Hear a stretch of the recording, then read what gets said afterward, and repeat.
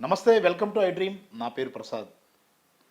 యువగళం పాదయాత్ర ముగింపు సభ జరిగిన తర్వాత ఆ సభలో మాజీ ముఖ్యమంత్రి, తెలుగుదేశం పార్టీ అధ్యక్షుడు నారా చంద్రబాబు నాయుడు చేసిన వ్యాఖ్యానాలు, ప్రసంగాల తీరు చూసినప్పుడు ఆయన పూర్తి స్థాయిలో మారుతారా, పేదల పక్షపాతిగా ఉంటారా అన్న భావన అయితే చాలా మందిలో కలిగింది. కానీ దానికి భిన్నంగా మళ్ళీ అమరావతి నినాదాన్ని ఆయన ఎత్తుకున్నారు. అంటే మళ్ళీ అధికారంలోకి వస్తే సొమ్మంతా అమరావతికే పోస్తాం తప్ప పేద ప్రజల సంక్షేమం మాకు పట్టదు అన్న పరోక్ష నినాదాన్ని ఇచ్చినట్లయింది. మరి ఈ యువగళం పాదయాత్ర ముగింపు సభలో చంద్రబాబు కానీ, పవన్ కళ్యాణ్ కానీ చేసిన ప్రసంగాల తీరు, లోకేష్ చేసిన ప్రసంగ తీరు ఇవన్నీ చూసినప్పుడు జనంలో ఎలాంటి అభిప్రాయం కలిగింది? అసలు చంద్రబాబు మారిన మనిషా, మారని మనిషా అన్న అంశాలకు సంబంధించి మనతో ఆంధ్ర యూనివర్సిటీ ప్రొఫెసర్ విజయ్ కుమార్ గారు ఉన్నారు. సార్ నమస్తే. సార్ నవశకం, యువశకం, అదే యువగళం సభ మీరు జాగ్రత్తగా పరిశీలించి ఉంటారు, వినుంటారు, చూసుంటారు. కాబట్టి అంటే ఒక కీలకమైన అంశం సార్, వికేంద్రీకరణ అనే అంశానికి దిశగా ముఖ్యమంత్రి జగన్మోహన్ రెడ్డి ముందుకెళ్తున్నారు. ఎప్పటికైనా వికేంద్రీకరణ అవసరం, ఇప్పుడు కాకపోయినా ఎప్పటికైనా అవసరం అన్న ఆలోచన పందాతో ఆయన వెళ్తున్నారు. ఆయన విధానంగా కనిపిస్తుంది. చంద్రబాబు నాయుడు విశాఖపట్నం ఆర్థిక రాజధాని అంటారు, అన్నీ అంటారు. కానీ ఇప్పుడు మళ్ళీ నిన్న జరిగిన సభలో ఏమన్నారంటే అమరావతి రాజధాని, అమరావతిని అభివృద్ధి చేస్తామన్న అంశాన్ని మనం తీసుకున్నప్పుడు మళ్ళీ యథావిధిగా 2014 నుంచి 19 వరకు ఆయన ఏ విధానాన్ని ఎలా అనుసరించారో అదే పరిస్థితి మళ్ళీ పేద ప్రజలకు, రాష్ట్ర ప్రజలకు ఎదురయ్యే అవకాశాలు ఉంటాయా? తప్పనిసరిగా అండి. ఎందుకంటే ఆయన నిన్న యువగళం విజయోత్సవంలో ఎన్నికల శంఖారావం పూజిస్తున్నాము, ఇందులో జనసేన, తెలుగుదేశం పార్టీకి పట్టం కట్టాలి, పట్టం కడితే మళ్ళీ మేము ఆయన డైరెక్ట్గా చెప్పారు. అమరావతి ఏకైక రాజధానిగా ఉంటుంది, విశాఖపట్నాన్ని ఆర్థిక నగరంగా అభివృద్ధి చేస్తాము అని చెప్పి ఆయనకి అది విజయోత్సవం అవ్వచ్చు. కానీ ప్రాంతీయుల మధ్య మళ్ళీ అతను చిచ్చు రేపారు. యాక్చువల్గా ఈ ప్రాంతీయ తత్వం ద్వారా చిచ్చు లేపడం వలన ఆయన 2019లో పదవిని కోల్పోయారు. అయినా అది మర్చిపోయి, అంటే ఇక్కడ ఏంటంటే మనం మాట్లాడాల్సింది ఈ 4.5 ఏళ్లలో, పదవి పోయినటువంటి 4.5 ఏళ్లలో ఆయనకి ఏమైనా జ్ఞానోదయం వచ్చిందేమో అనుకున్నాం. ఎన్నికల్లో 2019 ఎన్నికల్లో ఓడిపోవడం వలన, తర్వాత ఇతర ప్రాంతాల నుంచి, తర్వాత ఏంటి జగన్మోహన్ రెడ్డి గారు ఇప్పుడు ప్రస్తుత ప్రభుత్వం ఆయన చేసినటువంటి అన్యాయాన్ని, ఏకపక్ష నిర్ణయాన్ని సరి చెయ్యాలని వికేంద్రీకరణ అనేది కాన్సెప్ట్ని తీసుకొచ్చారు. జగన్మోహన్ రెడ్డి గారు తీసుకొచ్చారు వికేంద్రీకరణ అనేది. అంటే సమతుల్యత పాటించడం, అంటే సమన్యాయం చేయడం, సమధర్మం చేయడం, అంటే ఏంటంటే రాష్ట్ర సమగ్రాభివృద్ధిని చేయాలని నిశ్చయంతో ఆయన తీసుకొచ్చారు ఈ 3 రాజధానుల కాన్సెప్ట్ని. అయితే దానికి ఆయన ఏం చేశారంటే ఆయన తాలూకా పక్షపాత బుద్ధి, విపరీతమైనటువంటి అంటే గ్రీడీ అని అంటే స్వార్థం, డబ్బు మీద కాంక్ష, దానితో ఆయన వికృతమైనటువంటి ఆలోచన మళ్ళీ ఇప్పుడు నిన్న ఈవినింగ్ తీసుకొచ్చారు. యువగళం సభలో తీసుకొచ్చారు. అయితే ఇప్పుడు ఏమవుతుంది అని అంటే ఈ సభలో ఇప్పుడు ఆయన 3 ప్రాంతాలలో, అటు రాయలసీమలో కానీ ఇటు ఉత్తరాంధ్రలో కానీ చాలా గొడవలు జరిగాయి, ప్రాంతీయత గొడవలు. ఇక ప్రాంతీయ తత్వం ప్రారంభమైంది, అందరిలో ప్రారంభమైంది. అంటే అటు రాయలసీమలో కానీ ఇటు ఉత్తరాంధ్రలో కానీ గ్రామ లెవెల్ నుంచి జిల్లా స్థాయి వరకు, రాష్ట్ర స్థాయి వరకు రౌండ్ టేబుల్ కాన్ఫరెన్స్ పెట్టారు, గ్రామాల్లో కూడా పెట్టారు. మా ప్రాంతానికి ఇప్పుడు విశాఖపట్నం కావాలంటే పరిపాలనా రాజధాని కావాలి, అదే కూడా రాయలసీమలో కావాలంటే న్యాయ రాజధాని కావాలి. ఇలాగా ఇంత గొడవలు ఇన్నాళ్ళు జరిగిన తర్వాత కూడా ఆయన చంద్రబాబు నాయుడు ఈ రకమైనటువంటి స్టేట్మెంట్ నిన్నంత ధైర్యంగా అహంకారత పూరితంగా స్వార్థపూరితంగా ఇచ్చారు అని అంటే అర్థం ఏమిటి? ఉమ్. ఇప్పుడు అంటే అందరూ ఈ ఈ ఈ ఈ ప్రాంతాల వాళ్ళు అందరూ మనుషులు చచ్చుబడిపోయి ఉన్నారా? వీళ్ళకి భావాలు లేవా? వాళ్ళకి డిమాండ్స్ లేవా?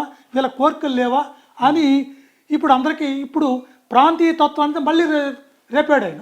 ఈ ఎలక్షన్స్ కన్నా ప్రాంతీయ తత్వం మళ్ళీ ప్రారంభించి ఆయన ప్రారంభించాడు. ఏది వచ్చినా ఈ ప్రాంతీయ తత్వం ద్వారా ఎటువంటి గొడవలు జరిగినా ఏమి జరిగినా దీనికి బాధ్యుడు చంద్రబాబు నాయుడే. ఇక్కడ ఒక్క విషయం చెప్తాను నేను. 2004లో ఇప్పుడు జగన్మోహన్ రెడ్డి గారు ఈ సవరించడానికి 3 రాజధానుల కాన్సెప్ట్ ఎందుకు తీసుకొచ్చారంటే కొన్ని ఆయన గ్రహించారు. ఫస్ట్ ఏంటంటే ఈ 2014-2019లో చంద్రబాబు నాయుడు గారు చేసిన ఈ ప్రాంతాలకి అన్యాయం గురించి ఒక 4-5 విషయాలు ఒక్కొక్కటి సూక్ష్మంగా అంటే ఒక్కటి సార్, ఇప్పుడు మనం అంటే నిజమే సార్, ఇప్పుడు ఇవన్నీ మనం కళ్ళారా జరిగిన సంఘటనలు. ఎప్పుడైతే ఈ నిర్ణయాలు తీసుకోబట్టి చంద్రబాబు నాయుడు చెతుగిలు పడిపోయాడు, 2019లో అట్టర్ ఫ్లాప్ అవ్వడం జరిగింది. ఈ తెలుసుకున్నా కూడా వికేంద్రీకరణ అనేది చాలా రాష్ట్రాల్లో అమలు చేస్తున్న విధానం జరుగుతుంది. భవిష్యత్తులో ప్రతి చోట కూడా వికేంద్రీకరణ తప్పనిసరి అన్న భావన వచ్చే పరిస్థితులు కనిపిస్తున్నాయి సార్. ఎందుకంటే అది అది అది తప్పనిసరి జరుగుతుంది. ఈ పరిస్థితిలో కూడా ఆయన అహంకారపూరితంగా మీరు అన్నట్లు మళ్ళీ అమరావతి రాజధాని అంటే ఒక్క అంశం సార్.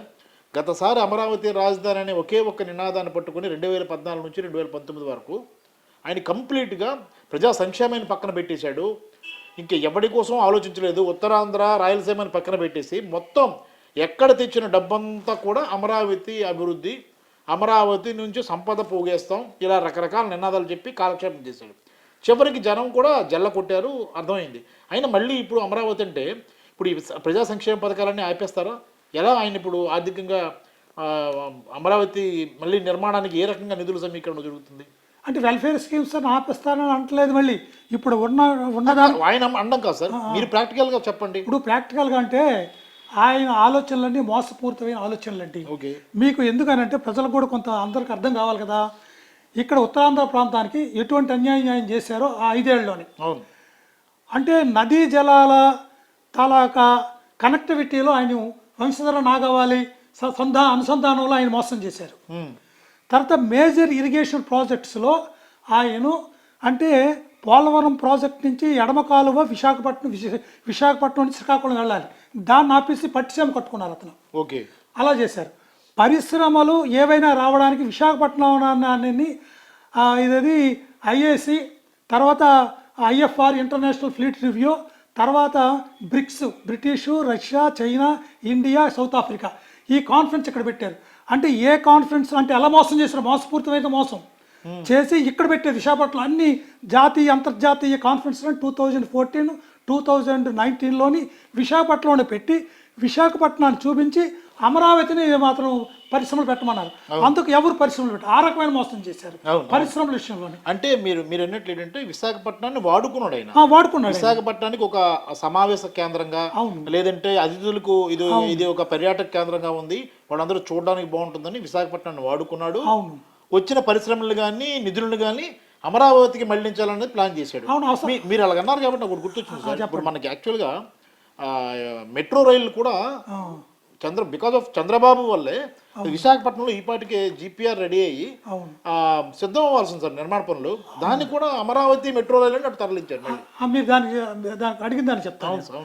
ఇక్కడ విశాఖపట్నం ఆల్రెడీ తెలంగాణలో హైదరాబాద్లో మెట్రో సిటీ ఎలాగైతే ఉందో ఇక్కడ కూడా మెట్రో సిటీ విశాఖపట్నంలో పొటెన్షియాలిటీ ఉన్న సిటీ ఇది. అంటే దానికి చాలా పారామీటర్స్ ఉన్నాయి. ఇది ఇవ్వాలి, ఇది అయిపోయింది పార్టీ. కానీ అక్కడ ఏం లిటిగేషన్ పెట్టాడు? ప్రతిదానికి లిటిగేషన్ అతను.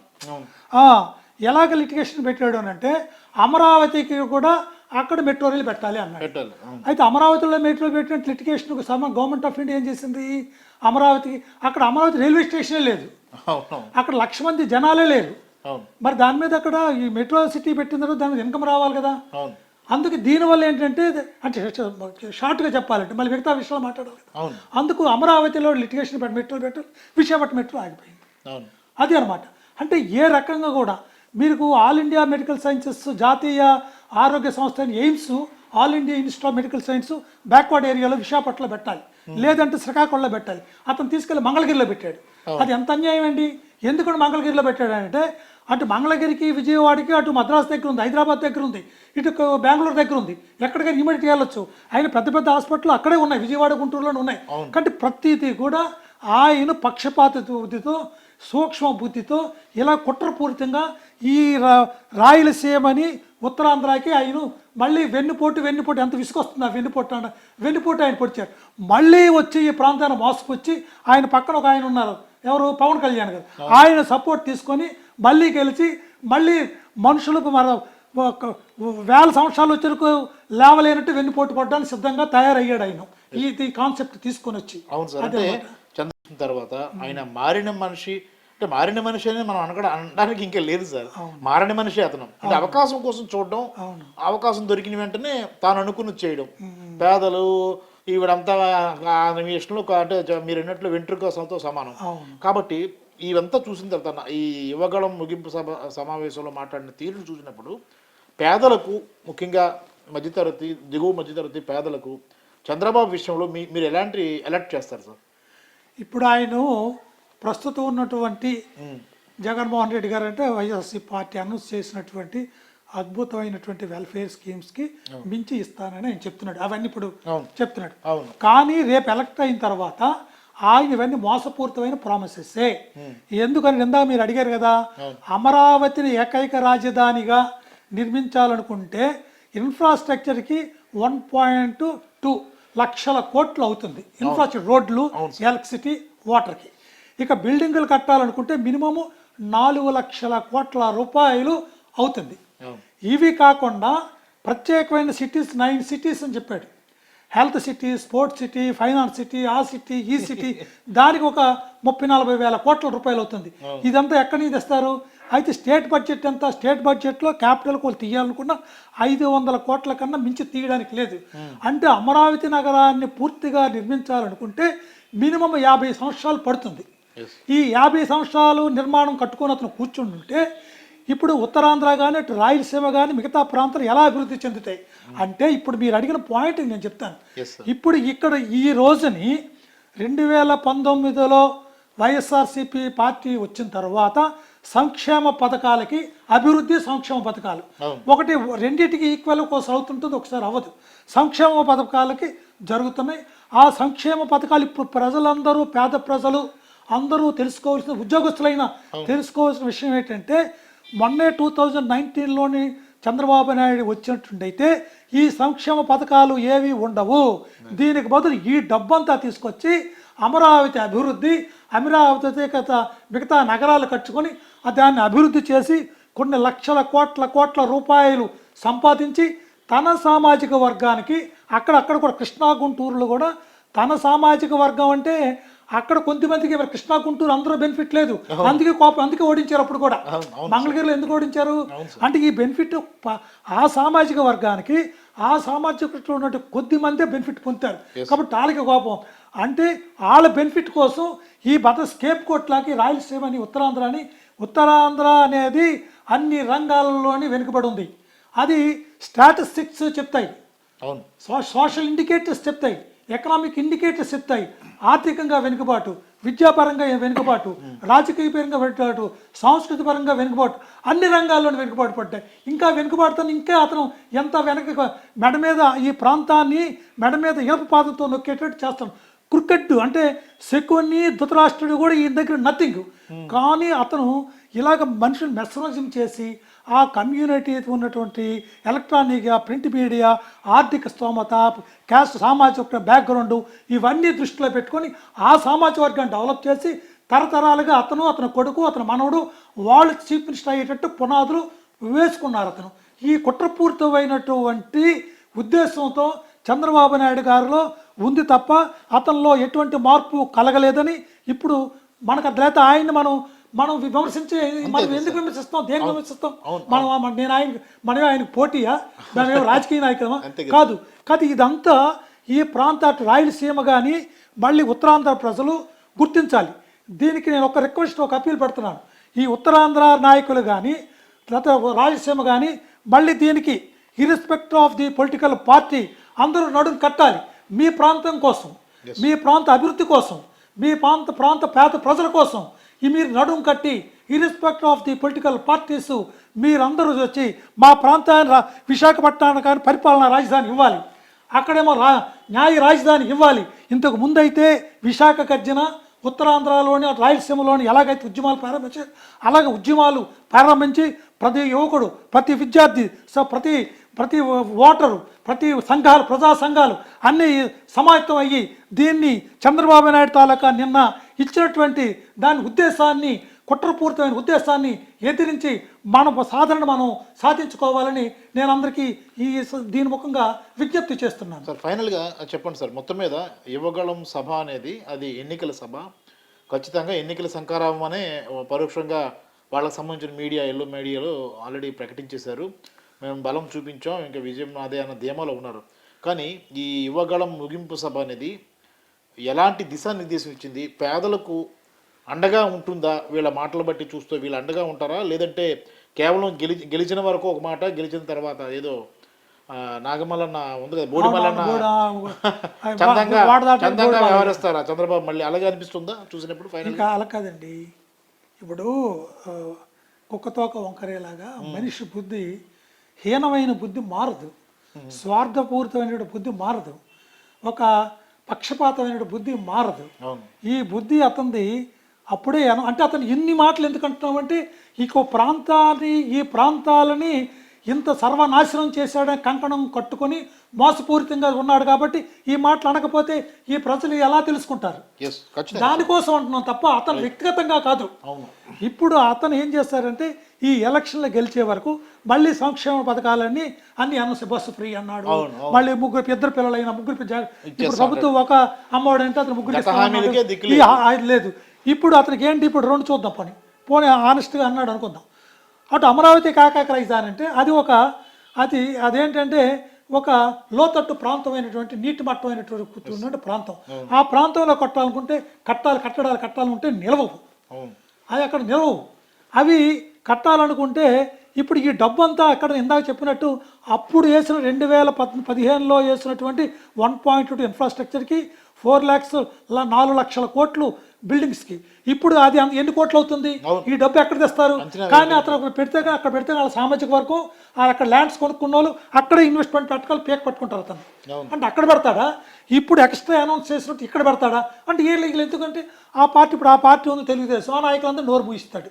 అంటే వాళ్ళకి ఆల్టర్నేట్ నేను ఏ తెలుగు పార్టీ నేను ఈ నాయకులు ప్రాంతీయ వైఎస్ఆర్సీపీ అవ్వచ్చు, తెలుగుదేశం అవ్వచ్చు, ఏంటి వాళ్ళు అంటే పెద్ద వాళ్ళతో చూసుకుంటే వీళ్ళు ఈ నాయకులు చిన్న వాళ్ళు కాబట్టి వీళ్ళు నోరు నొక్కేస్తారు. కాబట్టి వీళ్ళు నోరు గళం ఎత్తడానికి లేదు. అందుకు ఇర్రెస్పెక్ట్ ఆఫ్ ది పొలిటికల్ పార్టీ అన్ని పార్టీలు కలిసి ముందుకు సాధించాలంటున్నాను. ఇంకొకటి ఈ విషయంలో చెప్తానండి, ఇప్పుడు ఒకవేళ సాధించకపోతే ముందు పవన్ కళ్యాణ్ 2018 జూన్ 28వ తారీఖున అన్నాడు ఈ తాలూకా ఉత్తరాంధ్ర ప్రాంతాల తాలూకా మనోభావాలని వాళ్ళని అణగదొక్కుతున్నారు, బానిసలుగా చేస్తారు, పేదరికాన్ని వెనుకబాడుతారని చూస్తున్నారు. ఇదే వెనుకబాటు జరిగితే ఖచ్చితంగా ఉత్తరాంధ్ర ప్రాంతం ప్రత్యేక రాష్ట్రం, గిరిజన ఉత్తరాంధ్ర రాష్ట్రంగా నేనే పోరాడుతాను అన్నారు. అంటే ఇప్పుడు నేనేమంటున్నానంటే అతను వస్తాడా లేదా? నిన్నటి బట్టి అతను వచ్చినట్లు లేడు, మొఫయ్యాడు. ఆయనేమో ఎక్కడో వచ్చినప్పుడేమో ఎవరి మీద మాట్లాడినప్పుడు ఒక సింహంలా మాట్లాడతాడు, ఇంకో దగ్గరికి వచ్చాడు పుల్లాగా ఉంటాడు. అతను మన ఎస్ఎస్ఐలో చిన్న పిల్లిలా మాట్లాడతాడు. ఇప్పుడు అతను అంతగా ముందుకు రావాలి. నిన్న విన్నాడు కదా చంద్రబాబు నాయుడు గారు చెప్పిన అమరావతి రాజధాని అనే మాటని పవన్ కళ్యాణ్ వెంటనే లేచి చెప్పాలి. ఈ ప్రాంతం నేను చూశాను, నేను విన్నాను, నేను తిరిగాను, దానికి న్యాయం చేయాలి, ఈ మాట మార్చండి అని చెప్పాలి. అతను చెప్పలేదంటే ఏంటి? సైలెంట్గా ఉన్నాడు, ఆపర్చునిస్ట్గా ఉన్నాడు. Is a man of opportunity. ఈ డజంట్ హ్యావ్ ఎనీ ఇంటిగ్రిటీ, ఈ డజంట్ హ్యావ్ ఎనీ ఆనెస్ట్ లేదు అతనిలోని. కాబట్టి నేనేమంటున్నానంటే ఈ ప్రాంతాల అభివృద్ధి ముఖ్యం, ఇక్కడ వ్యక్తులు ముఖ్యం కాదు, పదవులు ముఖ్యం కాదు, ఏ ముఖ్యం కాదు. కాకపోతే ఇప్పటికే మీకు ఎంతమంది మైగ్రేట్ అయిపోతున్నారు, ఎంతమంది ఉద్యోగాలు లేకుండా ఉన్నారు. కాబట్టి ఇవన్నీ దృష్టిలో పెట్టుకుని చంద్రబాబు నాయుడు అనేది మళ్ళీ మోసపూరితమైనటువంటి ప్రామిస్ నిన్న చేశాడు తప్ప ఎవరికి మోసపూరితం? కోస్తాంధ్ర కదా, కోస్తాంధ్ర అందరిని అన్నాం, కృష్ణా, గుంటూరు, ప్రకాశం ఆ జిల్లాలో అందరినీ అన్న నేను తప్పు కొంతమంది ఆ సామాజిక వర్గానికి సంబంధించిన వాళ్ళ అభివృద్ధి కోసం తప్ప మనకి ఎక్కడ జరుగుతుంది మళ్ళీ మోసపూరితమైనటువంటి ప్రామిస్ చేశాడు తప్ప ఇంకొకటి కాదు. మళ్ళీ అతన్ని అంటే ఎలక్షన్ గురించి మాట్లాడను, ఓట్ల గురించి నేను మాట్లాడను. కానీ ఆయన వస్తే మళ్ళీ ఈ ప్రాంతాలు మరింత వెనకబడిపోయి మరి బానిసలుగా తయారు చేస్తాడని నేను భావిస్తున్నాను. విన్నా కదా ప్రొఫెసర్ గారి మాటల్లో చూసినప్పుడు ఆవేదన కనిపిస్తుంది, ఆగ్రహం కూడా కనిపిస్తుంది. ఎందుకంటే వైఎస్ జగన్మోహన్ రెడ్డి వికేంద్రీకరణ అంశాన్ని తెర మీద తీసుకొచ్చినప్పుడు ఇదేంట్రా ఇన్ని రాజధానులు అంటూ రకరకాలుగా ఒక గ్లోబల్స్ ప్రచారం చేసి ఈ వికేంద్రీకరణ అంశాన్ని పక్కదో పట్టించడానికి ఎల్లో మీడియా కానీ లేదంటే తెలుగుదేశం పార్టీ వర్గాలు కానీ శత విధాలా ప్రయత్నించాయి. కేవలం అమరావతి రాజధాని ఉండాలి, అక్కడ వాళ్ళే బాగుపడాలన్నది. కానీ అమరావతి కావాలి, విశాఖ కావాలి, అటు కర్నూలు కావాలన్న నినాదాన్ని వైఎస్ జగన్ తీసుకొచ్చారు. ఇప్పుడు తాజాగా యువగళం పాదయాత్ర ముగింపు సభలో నారా చంద్రబాబు నాయుడు చేసిన వ్యాఖ్యలు ఇప్పుడు ఉత్తరాంధ్ర రాయలసీమ ప్రజల్లో తీవ్రమైన ఆగ్రహానికి గురయ్యేటట్లు చేస్తున్నాయి. ఎందుకంటే అమరావతి రాజధానిని మళ్ళీ చేయడము అంటే మొత్తం రాష్ట్రంలో ఉన్న ఖజానాను అంతా కూడా మళ్ళీ అమరావతి పైన పెట్టడం. గతంలో ఇదే విధానాన్ని అనుసరించిన చంద్రబాబు ఇప్పటికి కూడా మారలేదు అన్న అంశం అయితే బయటపడిపోతుంది. ఈ విషయంలో ఉత్తరాంధ్ర ప్రజలు, రాయలసీమ ప్రజలు అప్రమత్తం కావాల్సిన పరిస్థితులు ఉన్నాయని ప్రొఫెసర్ విజయ్ కుమార్ హెచ్చరిస్తున్న పరిస్థితి కనిపిస్తోంది. ఇది రాజకీయాలకు అతీతంగా జనమంతా మేల్కొనాలి. ఇప్పటికి కూడా ఒక కేంద్రీకృత రాజధాని కాదు, వికేంద్రీకరణ జరగాల్సిందన్న భావన అయితే చాలామంది మేధావుల్లో ఉంది.